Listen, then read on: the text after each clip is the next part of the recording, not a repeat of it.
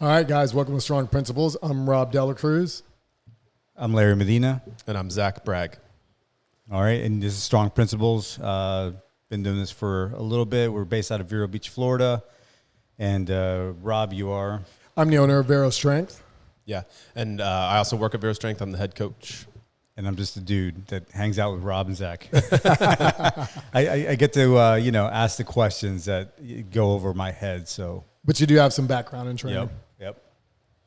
All right, so what's the topic of today? Well, today we're going to go over our favorite exercise for 6 fundamental movement patterns. And the movement patterns are squat, lunge, hinge. Then you have a press, vertical, horizontal, pull, vertical, horizontal. And then you got a carry. So that's the six different movement patterns. And there's an array of exercises that you can do for each one of them. And we're just going to kind of go down the line and just kind of say which ones are our favorite and why. Okay, let's go. So what was number one? Squat? Yep, squat. Right. We'll start with that because it's like a lot of people call the squat like the king of all exercise, especially like the back squat, which the back squat personally is my favorite. And there's several reasons why. And one of them is just the load on the body causes a response to the body. It creates a ton of strength, not only in the legs, but systemically throughout your entire body. Now, saying that, I'm not married to exercises. I just want to kind of like put that out there because some people it just doesn't work really well. But the back squat is one of my favorites. What about what you got, Zach? Yeah. I was the barbell back squat. The barbell back squat, yeah.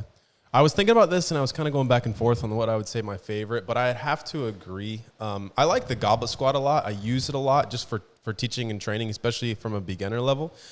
But if we're looking at this from the aspect of what's your favorite, meaning like what do we see the most benefit of what carries the best stimulus, I would also agree back squat, the load it creates and the amount of force you have to create from the ground.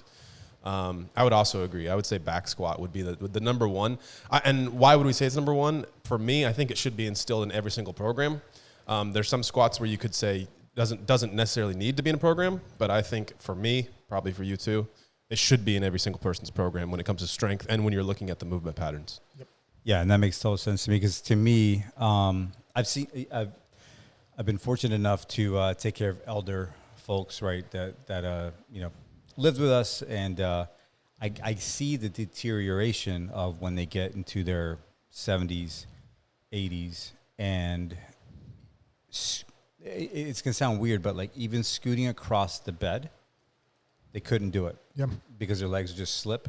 They couldn't get enough power out of their legs to scoot over to the other side of the bed. And so I can see where the back squat becomes super important there because you need your leg strength. So I can totally see the back squat being something that's super important. It should be one thing that I feel that I did recently because of you guys actually from one of our episodes. I think I'd mentioned where like my left knee just kind of balloons up. And you guys were talking about like, well, maybe you should do a back squat, maybe not go all the way down, right? Or do a box squat. Yeah, do a box squat. You don't have to go, ass to grass, right? You can just kind of go either parallel or maybe even higher, just training your body to do that. And yeah, my knee did not balloon up. Yeah, and like the thing with the back squat, for some people, the load on the spine could be an issue, and there's a whole host of things that could not be the best exercise. But if you can do it, I believe it's one of the best exercises that you would see some of the best results. But doing a back squat to a box or to a bench is a great option. Especially if you're starting, right? Correct. Starting or even if you're advanced. But it transfers over both ways. Perfect. And it requires a lot of mobility too. And when you think about the mobility it requires in both the hips, ankles, and the shoulders too. So a lot of people I could just have you goblet squat. There's not really much mobility required in the shoulders for that. But in back squat, your arms have to be in external rotation. So it creates a lot of mobility. And sometimes the best mobility program is a good strength program. And so also too, it's not just the legs, it's also the core. The core has to be able to stabilize a lot. That's why you see guys wear weight belts when they start going really, really heavy. Yes, it supports the spine, but also it allows for more core engagement. So there is an age range that I wouldn't have back squat though. Yeah. So like if you're listening to this, like we work with a lot of teens and a lot of youth. Anybody whose spine is still developing, real young guys, I wouldn't give them a back squat just because that load on the spine. Personally, you could have them probably go super, super light with it and just do it. But I would have them probably work on a lunge or work on a split squat or work on just a goblet squat. Yeah, to build that up, because you want to remember the back squat, it is a complex exercise that takes a long time to go ahead and develop that skill. Yeah. And you got to work at it over time. And like people spend a whole lifetime working on that squat. Yeah, that makes sense. Now, what if, and obviously we might be getting too far into the weeds, but what if you have a scoliosis scenario, right? Because like that essentially, you could be like perfectly fine, and then all of a sudden it curves out a little bit, comes back in. In that scenario, would you recommend a back squat? Well, so I've worked with several people with that. So, like I said before, that's one of our favorites, but we're not married to the exercises. Now it's super dependent on the individual, because one of them I do have them back squat. The other one, I mostly have them belt squat, where there's a belt around your waist where the spine doesn't get compressed. So like a trainer should understand which one makes sense to use and which one not, regardless of how good the exercise is. So, yeah, go ahead. So let's say they're really strong. So that's why we have all these different clients. And maybe if they all had scoliosis, but you have one who's really strong, has great hip mobility, great ankle mobility, great shoulder mobility. And when you watch them squat, you'll be able to tell if it's causing any issues with the spine versus somebody who maybe is a beginner, doesn't have great mobility. They wouldn't be necessarily a good candidate for it. So that makes sense. Yeah, because you got to remember. So it's definitely individually based. Yeah, correct. Because all exercises like anthropometrics, like limb length, is huge. Some people just don't have the right hip to femur ratio. And so when their spines are bending over, some other exercises might be better options. And so when we program it in a class, so it's like that's why we believe, again, in movement patterns, not married to an exercise. So like in a class, okay, the base of the class is a squat. And we have back squat written down because that's kind of, we could say, the pinnacle of what we want everybody to do. But then you may have some individuals who can't. So now just what falls in line with that movement pattern that can give a close enough stimulus to see growth and development, and you would give them whatever the variation is. Makes sense. Yeah, and that's where maybe, again, getting too far into the weeds, but I feel like in that scenario, maybe just if you're just starting out, you have a lumbar or some kind of scoliosis, just do regular squats, no weights at first, get some strength in your legs, then maybe progress into a goblet squat, build that core, and then go into the back squat. That's exactly right. how we do it. Yep. And there's like several options that we'll get this out real quick. I mean, the goblet squat's amazing. Double kettlebell front rack squat is really amazing. And then you could go into what is called a Zercher squat. Yeah. Yep. And that's when it's in the crease of the elbows and you're holding. That uses a lot of core there, and that works really well for people. Some people now it's a little uncomfortable in the crease. And then you have a front squat, which is even a tougher option. And then there's always safety bar, like different implements that you could use. So now so real quick then, what's not a squat movement pattern? For me, and like this might catch some hate, but I wouldn't put a leg press in there. Like I would give them a different variation. So like we wouldn't say leg press, personally. That's legs. Yeah. But that's, to me, that's not the squat pattern. Yeah. And I like to pick on a leg press because it's a good exercise. I think last time we picked on it a little bit. But the thing is, so there's a lot of research of the leg press and the back squat going against each other. And the leg press looks by far better quickly because it's a very low learning curve. Mm-hmm. So people get better at it because it's on a fixed plane. It just moves. You just kind of push it up and let it come back. But after a while, if it goes out further enough, it's not even close. Yeah. That makes sense. It's a machine. Well, correct. Yeah. Because, hey, Larry, take someone that could squat 400 pounds and put them on a leg press. They can move a lot of weight. Yep. Take someone that moves a lot of weight on a leg press but doesn't squat. They're not going to move a lot of weight on a squat. Correct. So it goes one way over. Yeah. Makes sense. Yeah. All right. So next one, lunge. Okay. So honestly, my favorite lunge is probably the Zercher lunge, reverse lunge. Zercher reverse lunge. Okay, so you're holding the weight. Yep, in the crease of the elbows. You got it close to the body. A lot of core stimulation. You could feel it, and you can load it up fairly heavy. And you go, and I like reverse lunge. Why reverse versus forward? It seems to be easier than knees. Yes, and I would say yes, it is. But you want to work both forward, back, step ups, everything. You kind of want to work them all. But as far as on that one that I like is because when you go in reverse, it's not as tough on the knees, but it works the glutes and the hamstrings really well. Posterior chain much better. Yep. Yeah, we tend to see a lot more anterior development when we start to do walking lunges or forward lunges. So they start to get a lot more quad. Also, it's much easier to teach a proper position in a reverse lunge. So when you're looking at somebody's front knee and that shin can stay a lot more vertical versus a forward lunge, maybe the knee starts tracking over the toe too much. Maybe they get on their toes too much. So it's much easier to teach them to stay on the heel, basically push through the posterior chain, much more hamstring development, much more glute development in the reverse. So I would agree. Mine would also be reverse lunge.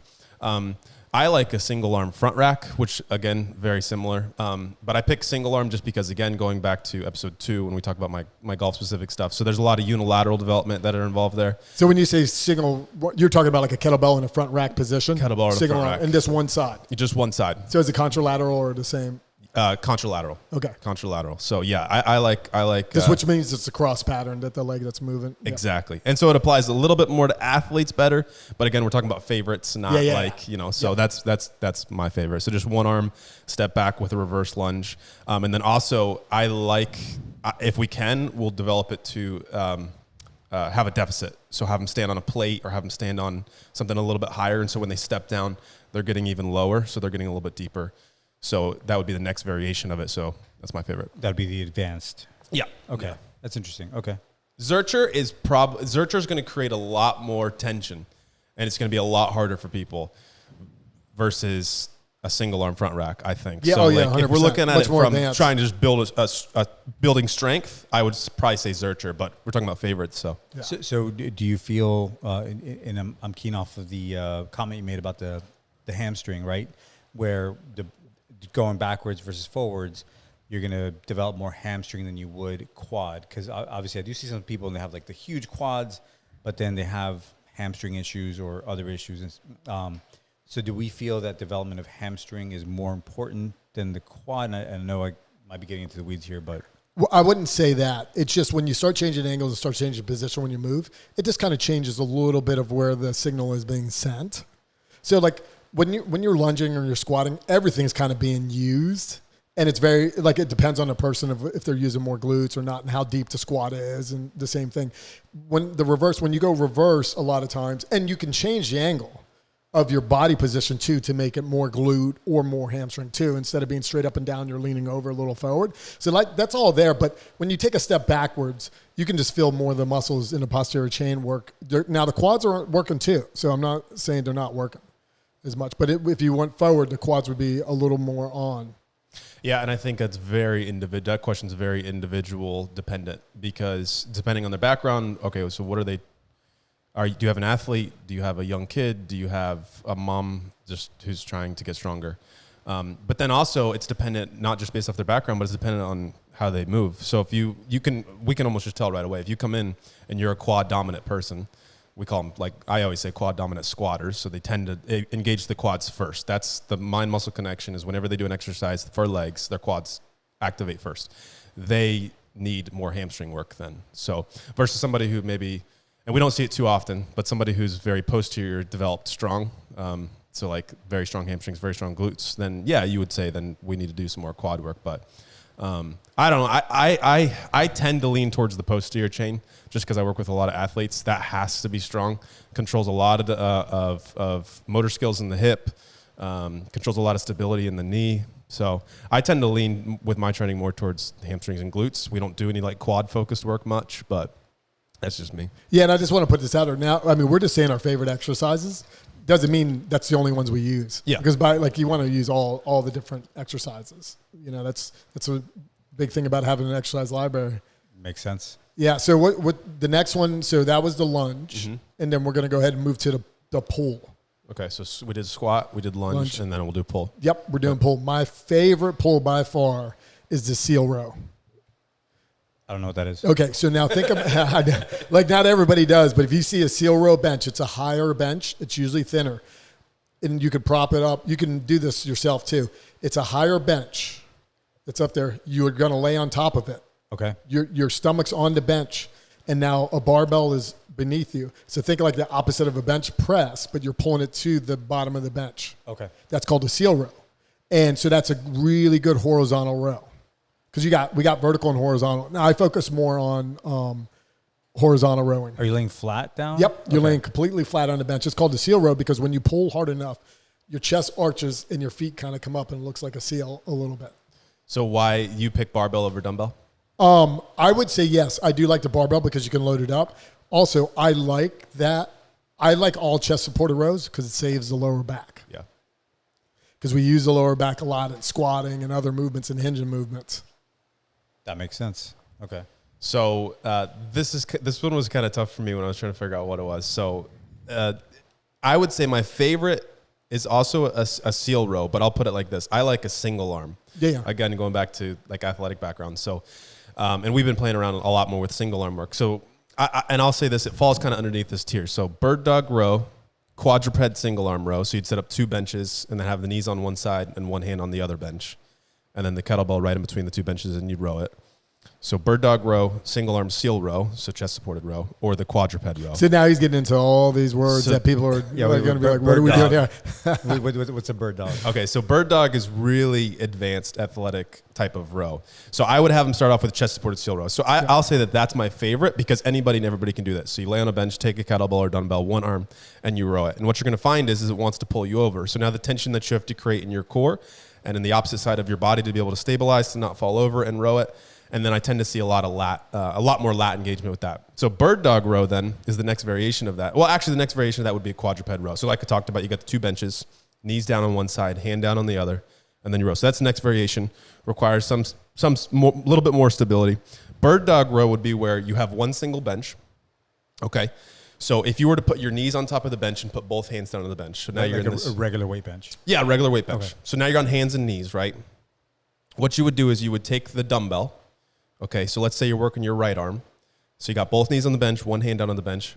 You would take the opposite leg. So my left leg and lift it up in the air behind me and then row from there. So you only got one knee down and one hand down. That's the only points of contact on the bench and you're rowing it and your back leg's straight. There's a ton of stability you got to create. Ton of stability and balance. So I like that one a lot, but basically any of those variations. So if we're looking at it from the most, I don't want to use the term basic standpoint, but kind of the starting standpoint would be single arm seal row. But then any of those that fall underneath the advanced variations is my favorite. And Larry, we picked a horizontal row to go over first because to me that's one of the most important. One is because the posture, how it builds in the upper back. The stronger, you can always tell an individual, the stronger that upper back is and like those rear delts in the shoulder, the stronger their front pressing is going to be.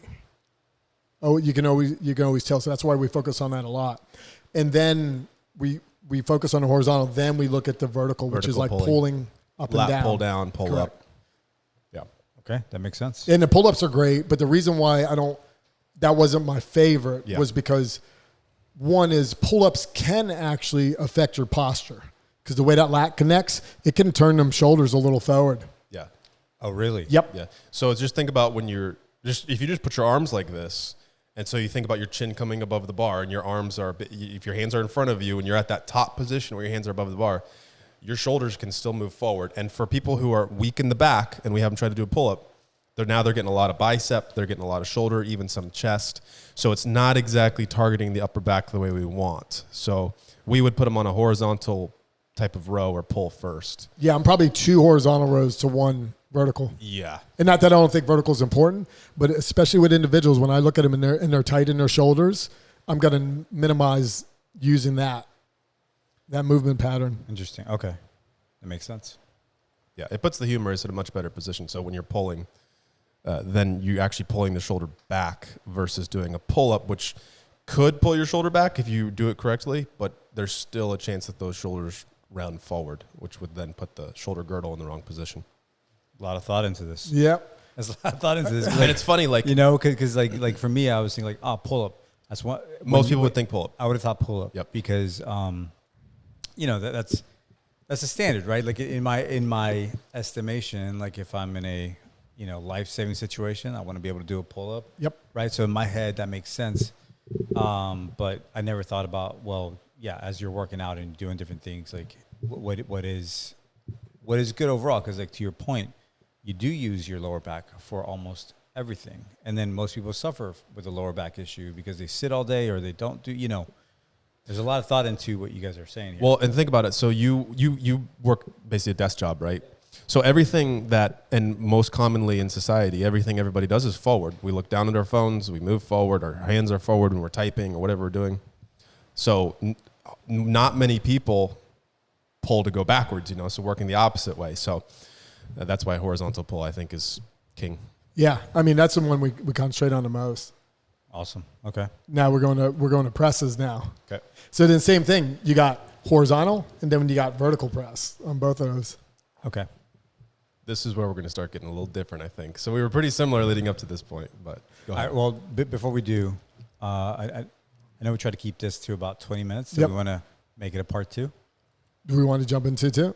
It doesn't matter. It's up to you guys. We're almost there. We'll probably move through these other two. Let's quick. move through them real quick. All right. 25 minutes. Yeah. So the we'll start out. I'll go quickly to horizontal pull press. I like dumbbell a lot, but probably one of my favorites, to be honest, is a single arm kettlebell floor press. Okay. Yeah, because the kettlebell is a really unique A lot position. of stability. Yeah. Don't get me wrong, the barbell bench press is the king of like the upper body, and you need to do it and you need to be strong at it with most people, especially if you're an athlete. But one of my favorites. Kettlebell over. Yep. Okay. Yep. And you're laying on the ground. So if you asked me a year ago, I would have said barbell bench press. Now I'm going to say dumbbell incline bench press is my favorite because studies have shown just recently how much more activation you get in the chest on an incline press than you do on a flat press. Yep. So I've switched to incline. So now I incline is my favorite. Okay. Yeah. So you don't ever do flat? I do flat. We do flat, but my favorite is now incline because it gets Yeah, a these lot are our more. favorites, not that we only use them. Okay. We do flat. Yeah. And I'll do do flat, yeah. I'll do barbell bench press a lot in my own routine. Yeah. But incline has become my new favorite. And like I said, if you asked me a year ago, it would have been barbell. But with looking at these new studies, much more chest activation and incline. So Interesting. So is it still true that you have the upper and lower chamber of your chest muscle? Right? There's 3 of them. 3 of them. Yep. Yeah. So there's a clavicle corner, Okay. and then you have a sternum head that comes across, and then there's a bottom sternum head that comes across. So there's 3, and some people actually almost have like another layer. It's like a fan. It looks like that comes across. So we can get into it in another episode. But Yep. basically, when people talk about like inner and outer chest, the muscles are not laid out like that. They're just laid out from top to bottom. So like, I'm working the inner chest. It's like, Yeah. not It really. doesn't. But yeah, we can get into it in later episodes. Yeah, and I like that. I want to make an honorary kind of like mention push-ups, all versions of Yeah. push-ups. Yeah. And the reason why is because your scaps are free and it's not pinned down. Yeah. And so for most people, that's better for their shoulders. Yeah. Makes sense. And any version of push-up, make it a banded, like everything. All And, right. and then we got next, we're going to, We got hinge. oh yeah, hinge.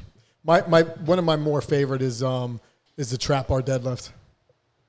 Yeah. I had a feeling it was going to be deadlift, right? Because Yeah. you got to be able to pick shit off the ground. Yeah, Yeah. the trap bar just seems to be safer for most individuals. I like the way it feels. It actually feels that you could apply more force through your feet and really feel that compared to the barbell, which kind of pushes you forward. And I like the barbell, but it's set up a little different. Can cause some issues if you're not set up really well for it. Yeah.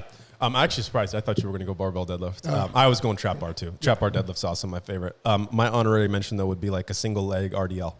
But again, Yeah. that's getting more advanced. But I have a lot of clients do single leg RDLs, especially like off of Bosu. So there's a little bit more balance involved. RDLs where you have stiff leg? So the knee would be soft. It's not dead straight. Yeah, it's But almost yes. like a reverse. Yeah. You would like come up and then you go down, reverse, past the knee kind Oh, of I deal. see. Stiff leg is like when your shins are more straight up and down. And what's a trap bar? Trap bar is it looks like a hex. Yep. Okay. And you stand in the middle Stand of it. in the middle of it. Yes. And the 2 on each side. Yep. Yep.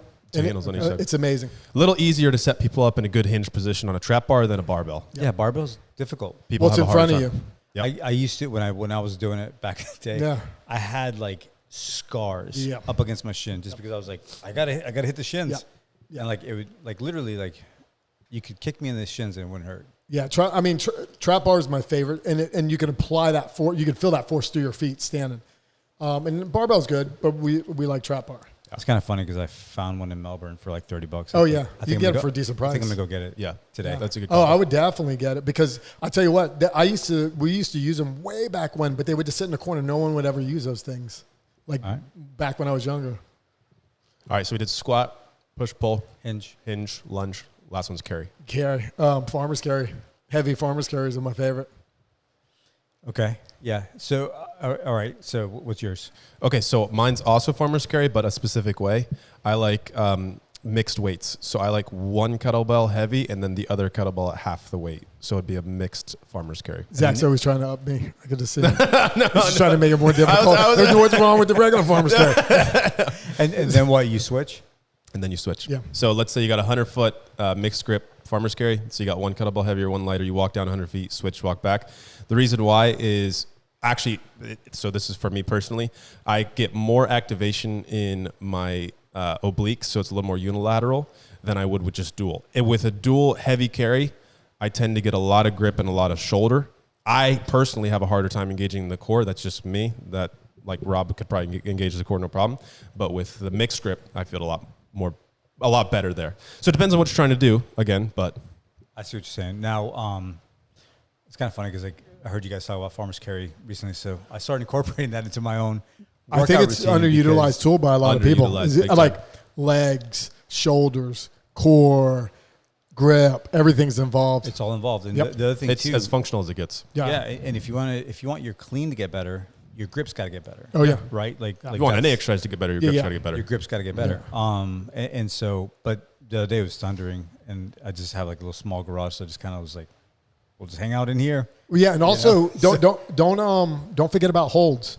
They work just as well. Yeah. So that's actually what we ended up doing. Yeah. Is I just did a hold. Yep. Yeah. I was like, Sit there for a couple of minutes. Yeah. See what happens. yep. Yeah. And then until you get tired, then rest. Do it again. Yeah, and my honorary mention for carries is sandbag. Sandbag.